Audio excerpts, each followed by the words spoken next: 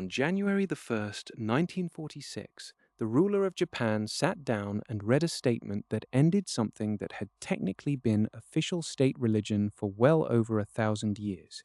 He announced in careful, deliberate language that he was not, in fact, a living god, that he was not descended from the sun itself, that the ties between himself and his people were built on trust, not myth. What's genuinely staggering about that moment isn't that it happened, it's how late it happened. Emperor Hirohito wasn't renouncing some obscure medieval superstition. He was renouncing a belief that had shaped Japanese government, law, and identity into the middle of the 20th century. The idea that his family line descended directly, unbroken, from the sun goddess herself. And the strange part is, Japan wasn't unusual. Halfway across the planet, completely disconnected civilizations kept arriving at almost the exact same idea, that whoever ruled you wasn't just a person in charge, he was, in some very literal sense, the sun wearing a human body. By the end of this video, you'll understand exactly why so many unconnected cultures made that same specific choice, and why it might be one of the most effective political tools ever invented. Let's start with the obvious question. Why the sun, specifically, out of every possible symbol of power available to an ancient ruler? The answer starts with something almost embarrassingly simple once you actually sit with it. For nearly the entire span of human history, before electric light, before reliable calendars, before anyone understood orbital mechanics, the sun was, without exaggeration, the single most powerful and consistent force any human being ever directly witnessed. It decided when crops grew and when they failed. It decided when it was safe to travel and when the cold could kill you. It rose every single morning without fail, vanished every single evening without fail, and returned again the next day, forever, with a level of reliability nothing else in the ancient world could match. Not a king, not an army, not even a god whose temple you couldn't see from your own village. If you were an ancient ruler trying to convince an entire population that your authority was permanent, unquestionable, and cosmically justified, you couldn't have picked a more perfect symbol to attach yourself to if you'd designed one from scratch. Nowhere was this connection made more explicit or more architecturally literal than in ancient Egypt. The Egyptian sun god Ra sat at the absolute center of Egyptian religious life, and pharaohs didn't simply claim Ra's blessing or Ra's favor. They claimed to be his direct descendants, quite literally the son of the sun god, ruling on Ra's behalf as his living embodiment on earth. This wasn't a poetic metaphor confined to religious texts. It was baked directly into the pharaoh's formal titles, his temple rituals, and the entire structure of Egyptian cosmology, where the pharaoh's daily rule over Egypt was understood as a direct mirror of the sun's daily journey across the sky. One pharaoh took this even further than any ruler before or after him. Akhenaten, reigning in the 14th century BCE, didn't just claim descent from a sun god among many gods. He attempted something radical, elevating a single solar deity, the Aten, the actual visible disk of the sun itself, above every other god in the Egyptian pantheon, in what many historians consider one of history's earliest documented experiments with monotheism. Whether Akhenaten's reform was primarily religious conviction or a calculated consolidation of political power, stripping influence from Egypt's powerful traditional priesthoods by centering worship on himself and a single sun disk he alone could interpret, remains genuinely debated among historians. But the underlying strategy is unmistakable either way. Control the sun, symbolically, and you control the single most unquestionable source of authority available in the ancient world. Long before Akhenaten ever centered Egyptian religion on a single solar disk, an entirely separate civilization in the river valleys of Mesopotamia had already woven the sun directly into the machinery of law and kingship itself. The Mesopotamian sun god Shamash wasn't simply worshipped as a life-giver. He was specifically understood as the ultimate guarantor of justice and truth, the deity who saw everything happening on earth during his daily crossing of the sky and could not be deceived or hidden from. This mattered enormously for how Mesopotamian rulers justified their authority. The Babylonian king Hammurabi, whose famous law code stands among the oldest deliberately preserved legal systems in human history, had that code physically carved beneath a relief depicting Shamash himself, handing Hammurabi the symbols of authority and justice. The message carved in stone wasn't subtle. Hammurabi wasn't simply making up these laws himself. He was transmitting them directly from the sun god who could see every lie, every theft, every broken oath committed anywhere under its light. Tying royal law specifically to a deity associated with inescapable daily observation was its own particular kind of genius, because it meant breaking the king's law wasn't just a crime against the state, it was a crime the sun itself had already witnessed. Now travel roughly 5,000 miles and nearly 3,000 years away to a civilization with absolutely no contact with Egypt whatsoever, and you find rulers making the identical calculated bet. The Inca Empire, stretching along the spine of the Andes Mountains, built its entire political and religious structure around Inti, the sun god, believed to be the literal ancestor of the Sapa Inca, the supreme ruler of the empire. The Sapa Inca's very title translated roughly to solar sun, and Inca subjects would refer to their ruler using the phrase son of the sun as a matter of routine political language, not poetic flourish. The Inca capital of Cusco housed a temple called the Coricancha, the House of the Sun, and this wasn't merely dedicated symbolically to Inti. Its walls were reportedly sheathed in solid gold, chosen specifically because gold's brilliant shine was believed to capture and reflect Inti's own divine essence, meaning the empire's most sacred building was, quite literally, engineered to glow like sunlight. Twice a year, at the solstices, the empire held a massive festival called Inti Raymi, where the Sapa Inca himself performed a ritual using a curved, polished mirror to focus sunlight into a concentrated point intense enough to ignite a ceremonial fire, a live, public demonstration that he and only he held a direct working relationship with the sun's own power. If you're starting to notice a pattern forming here, completely separate civilizations, no shared contact, arriving at strikingly similar political theater built around solar authority, that pattern is exactly what keeps me making these videos. And if you want to keep following threads like this one, subscribing means you won't miss where the next one leads, because we're only 2 civilizations in, and the pattern is about to get considerably darker. South of the Inca, in the valley of central Mexico, the Aztec Empire developed its own complex relationship with solar divinity, one considerably more demanding than Egypt's or the Incas. Central to Aztec cosmology was the belief that the current age of the world existed under the fifth sun, Tonatiuh, and that this sun, unlike the seemingly eternal Ra or the reliably generous Inti, required active, ongoing sustenance to keep rising each morning.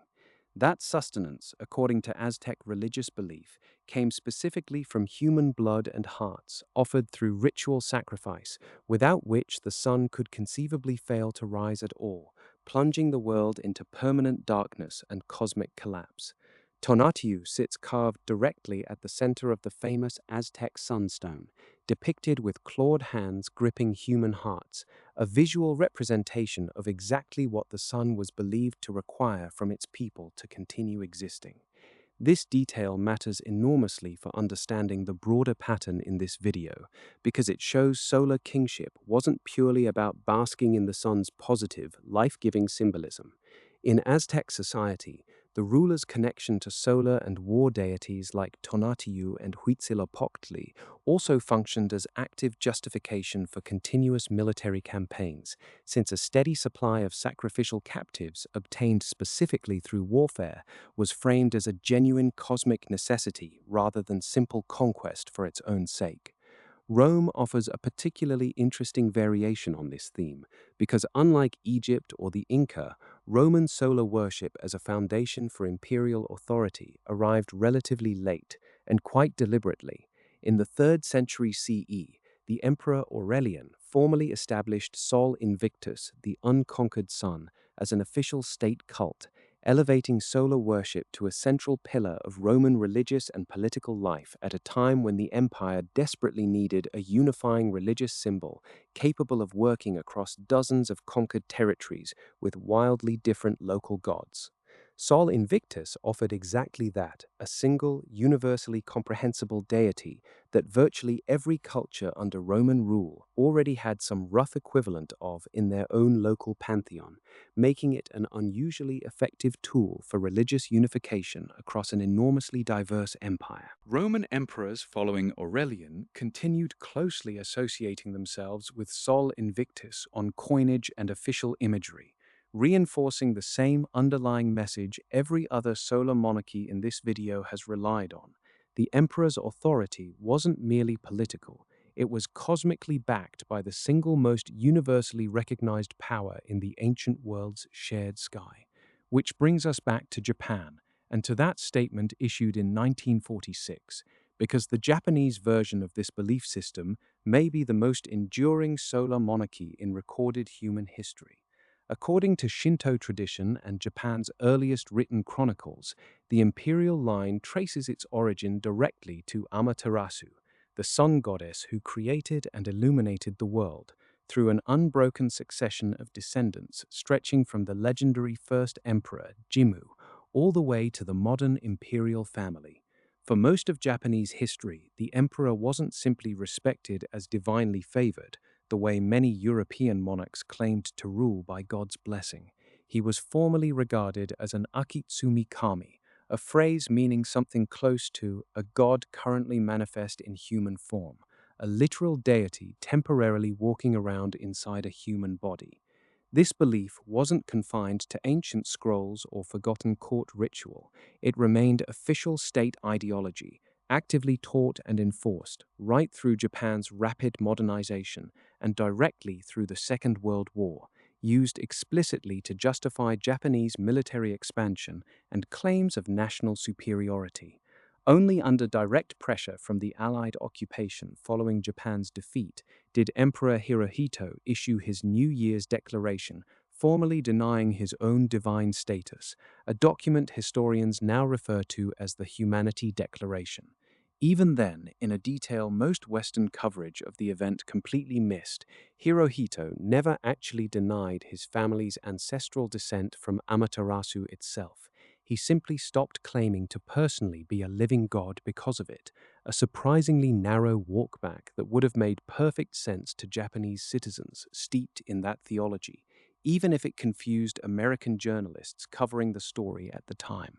So why does this exact pattern, a ruler fused symbolically or literally to the sun, keep appearing independently across civilizations separated by oceans, centuries, and completely different belief systems? Historians and anthropologists studying comparative religion point to a concept called sacred kingship, the broader idea that pre-modern societies needed some source of authority that sat entirely beyond ordinary human challenge or debate. A king justified purely by military strength invites an obvious response. A stronger rival eventually shows up. A king justified purely by wealth invites jealousy and rebellion. But a king justified by literal cosmic descent from the single most powerful, most visible, most permanent force in the observable universe offers something categorically different. You cannot out-argue the sunrise. You cannot stage a coup against gravity. By fusing his own legitimacy to an object that every single subject watched cross the sky with total predictability every day of their lives, a ruler wasn't simply claiming to be powerful, he was claiming his power operated on the same unquestionable physical level as the natural order of the universe itself. Anthropologists studying this pattern across cultures trace much of the foundational theory back to a 19th century scholar named James Frazer, whose sweeping comparative study of religion first attempted to systematically catalogue how so many unconnected societies arrived at the concept of divine or sacred kingship in the first place. Fraser's broader argument was that early human societies needed their rulers to embody, not just govern, the natural forces their survival depended on: rainfall, harvest cycles, and above all, the sun's reliable return each day. A king who was merely appointed by other men could be replaced by other men, but a king understood as functionally identical to the sun itself inherited something far more durable, an authority that appeared to come from the structure of reality rather than from any human institution or human consensus that could later change its mind. Modern anthropologists have refined and challenged parts of Fraser's original framework considerably over the past century, but the core observation still holds up remarkably well against the specific examples in this video. Whether in Thebes, Cusco, Tenochtitlan, or Kyoto, rulers facing the same fundamental problem: how do you make your authority feel permanent and unchallengeable in a world without constitutions, elections, or written contracts most subjects could even read? Kept arriving at strikingly similar engineering solutions because the problem itself was universal, even when the specific cultures solving it never once made contact with each other. This same underlying instinct never fully disappeared, even in societies that eventually abandoned literal divine solar descent.